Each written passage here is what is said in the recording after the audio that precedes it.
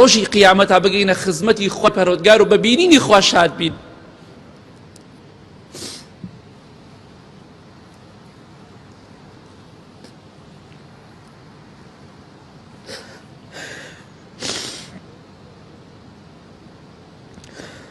خواهی گەورە دەفەرمێ کەلا ئینەهم عن ربهم یومئذ لمحجوبون.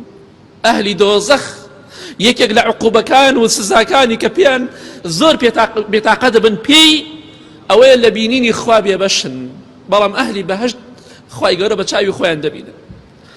بگا خزمەتی پێغەمبەران سەلامی خوای لەسەر بێ، 124,000 پێغەمبەر بۆ سەلامی خوای لەسەر بێ، هەر ناویانە نەبیستۆ زۆربەیان لە ڕۆژی قیامەتا بڕۆ لەگەڵیانە دانیشە، بڕۆ کۆشک و تەلارەکانی ئەوان سەردانیان کە بیان بینە با عیبادەت و خواپەرستی بکەم. من چیم داوە لە شەیتان و ئیبلیس، چیم داوە لە فیرعون و ئەبوو جەهل و زاڵم و مستەمکارەکان، بۆچی خۆم کەمە هاوڕێی ئەو بەدبەختانە کە خوا ڕقی لێیانە، بۆ لە بینینی خوا و لە خۆشەویستی پێغەمبەران سەلامی خوای لەسەر خۆم بێبەشکەم تەنها لە پێناو دنیایەکە هیچ قیمەتێکی نییە، کوردوەتە دی تووری قوڕاوی نایەنە، هیچ قیمەتێکی نییە.